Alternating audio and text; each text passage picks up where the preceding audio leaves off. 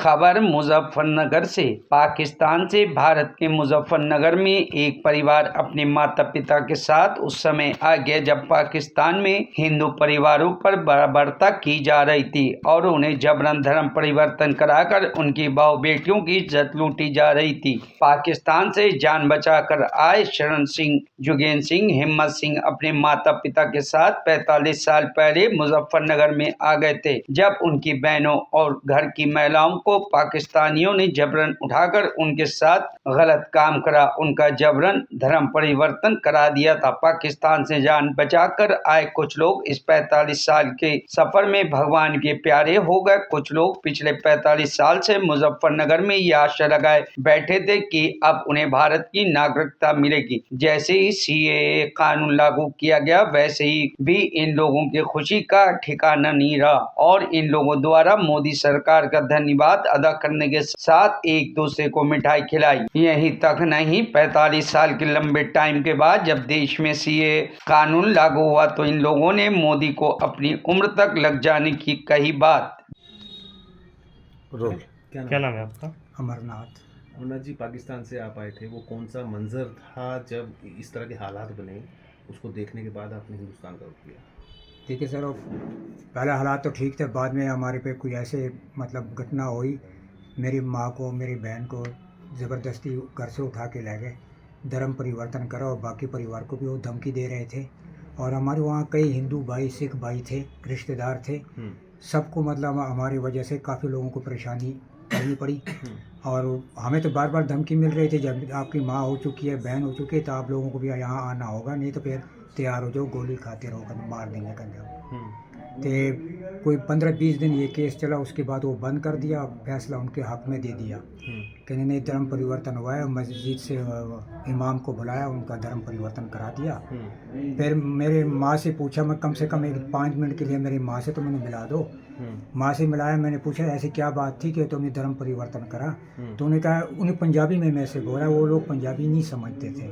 तो उन्होंने ये कहा कि मैं आप लोगों को बचाने के लिए कर रहा हूँ, हमारे पे जो बीती है वो तो अब बीत गई है अंदर, आप लोग यहीं से चले जाइए, किसी दूसरे शहर में शरण ले लीजिए, नहीं तो आप इंडिया जाइए, वहाँ हमारे रिश्तेदार हैं, वहीं पे उनके पास चले जाइए, आपके लोगों की जान बच जाएगी। और वहाँ दिन पर दिन माहौल ख़राब होता जा रहा था। हमारी लड़की के बाद, मेरी माँ के बाद और कई ऐसी लड़कियाँ थी हमारी रिश्तेदारों की थी, उनके साथ भी ऐसे ही हुआ। और धर्म परिवर्तन करने के बाद मुस्लिम लड़की के साथ उनकी शादी करा दी ज़बरदस्ती। कल जब ये ऐलान हुआ कि लागू हो गया है तो देखिए सर, बहुत ज़्यादा खुशी हुई है।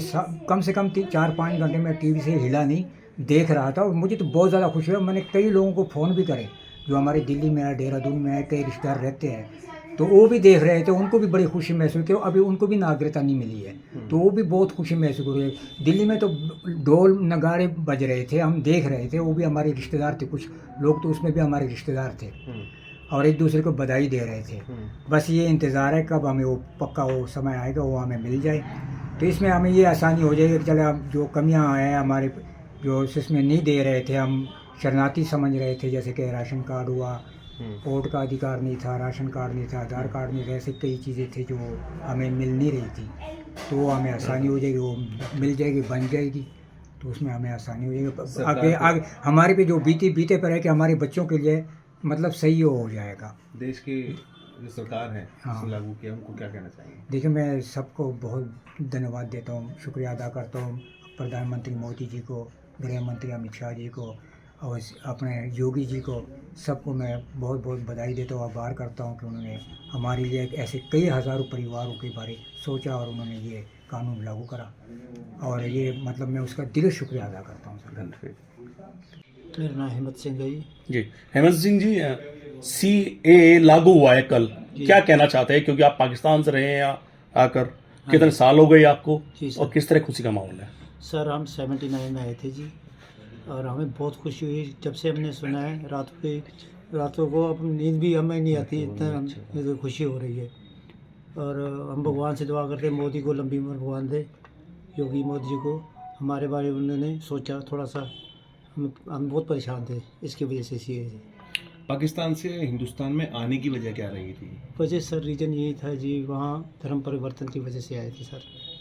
वहाँ हमारी बहू बेटियों का इज्जत तोड़ते थे, धर्म परिवर्तन करते थे, मेन रीज़न तो यही था सर, वे अपने धर्म बचाने के लिए हमने यहाँ की शरण ली। कौन से सन में आपने यहाँ हिंदुस्तान में एंट्री की थी? 1997 जी। और ईगल तरीके से एंट्री की है, कोई ऐसी बात नहीं थी। लेकिन अभी तक हमारी किसी ने सुनवाई नहीं की सर।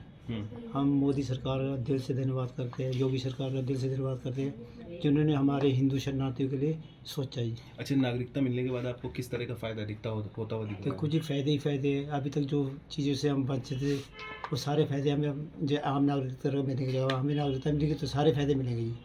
जैसे आधार कार्ड सर, जैसे राशन कार्ड सर, जैसे बैंक की फैसिलिटी सर, ये सब हमें सुविधा वोट डालने का अधिकार? वोट का डालने का भी अधिकार मिलेगा जी। हमसे तो हमें एक बार नागरिकता मिल जाए, हम पहली बार मोदी सरकार को वोट देंगे जी। अच्छा, क्या उन लोगों को क्या कहेंगे जो इसका विरोध कर रहे हैं, कह रहे हैं कि ये लागू नहीं जी होना सर, चाहिए? ये देखो ये तो किसी की नागरिकता छीनने का तो वो है नहीं, ये तो नागरिकता देने का हुआ है। तो इसमें तो किसी को वो होना नहीं चाहिए, ऑप्शन नहीं होना चाहिए किसी। लेकिन कोई लोग अपनी राजनीति चमकाने के लिए ये हथकंडे अपनाते हैं जी सर।